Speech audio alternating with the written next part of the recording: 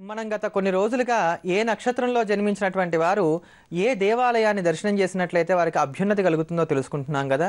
ఆ క్రమంలో ఈ రోజున స్వాతి నక్షత్రం వారు దర్శించవలసినటువంటి దేవాలయాన్ని గురించి తెలుసుకుందాం. ఈ స్వాతి నక్షత్రం వారందరూ కూడా చెన్నై నగరానికి 12 కిలోమీటర్ల దూరంలో ఉన్నటువంటి తిరువణంలో వేంచేసి ఉన్నటువంటి శ్రీ తంత్రీశ్వర దేవాలయాన్ని దర్శనం చేయవలసి ఉంటుంది. ఈ తంత్రీశ్వర దేవాలయంలో స్వామివారు ప్రసన్న కుంతలాంబ సమేతంగా మనకి దర్శనమిస్తూ ఉంటారు. ఈ దేవాలయం 1000 సంవత్సరాల నాటి అత్యంత పురాతనమైనటువంటి దేవాలయం అని చెప్పని స్థల పురాణం మనకి తెలియజేస్తోంది. ఒకానొకప్పుడు ఇక్కడ జడముడి సిద్ధుడు, అదే ప్రకారంగా ప్రాణదీపిక సిద్ధుడు అనబడేటువంటి ఇరువురు సిద్ధులు నివాసం ఉంటూ ఉండేవారట. వారు ఇక్కడ గొప్పదైనటువంటి యాగం చేసినప్పుడు ఆ యాగానికి ప్రసన్నత చెందినటువంటి ప్రసన్న కుంతలాంబ సమేతమైనటువంటి తంత్రీశ్వర స్వామి వారికి దర్శనం ఇవ్వగా, అందుకు ప్రతీకగా ఆ మహర్షులు ఇరువురు కూడా ఒకానొక శివలింగాన్ని ఇక్కడ ఉన్నటువంటి ఉసిరిక చెట్టు కింద ప్రతిష్ఠ చేశారట.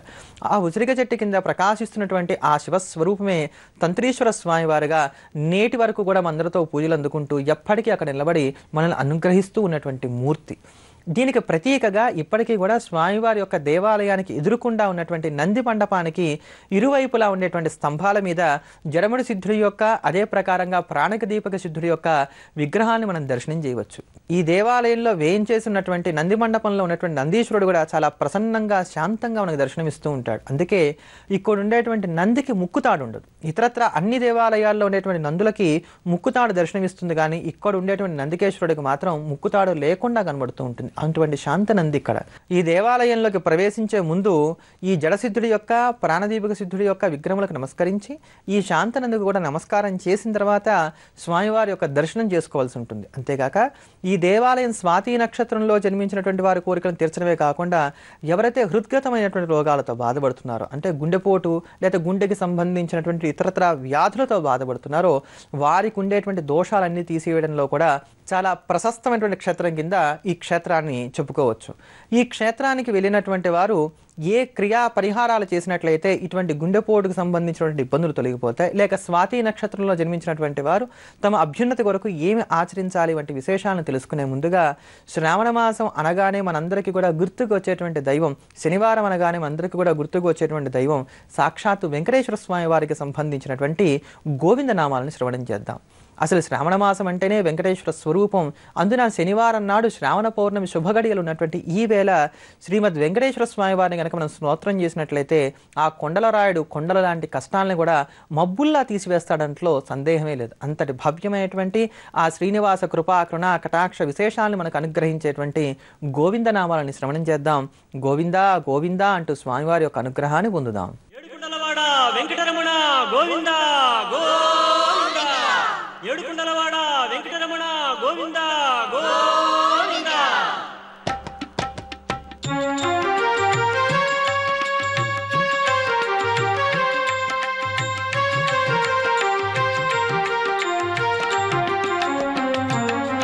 శ్రీనివాస గోవింద, శ్రీ వెంకటేశ గోవింద, భక్తవత్సల గోవింద, భాగవత ప్రియ గోవింద.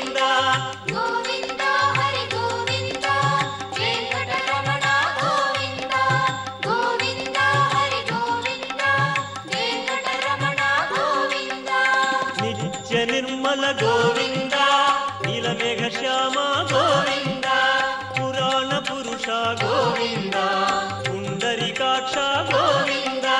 గోవింద హరి గోవింద, వెంకటరమణ గోవింద, గోవింద హరి గోవింద, వెంకటరమణ గోవింద.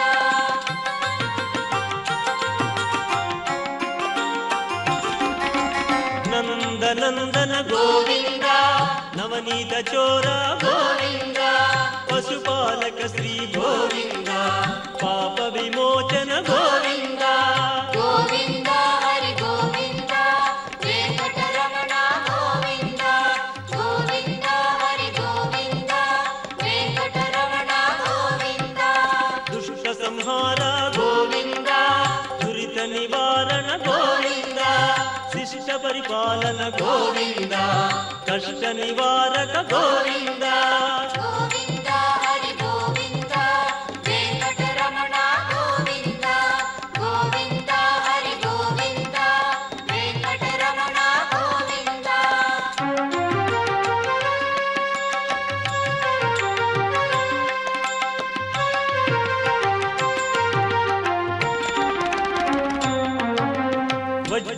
మకుటధర గోవింద వరాహమూర్తి గోవింద గోపీ జనప్రియ గోవింద గోవర్ధనోద్ధార గోవింద గోవింద హరి గోవింద వెంకటరమణ గోవింద గోవింద హరి గోవింద వెంకటరమణ గోవింద దశరథ నందన గోవింద దశముఖమర్దన గోవింద పక్షివాహన గోవింద పాండవ ప్రియ గోవింద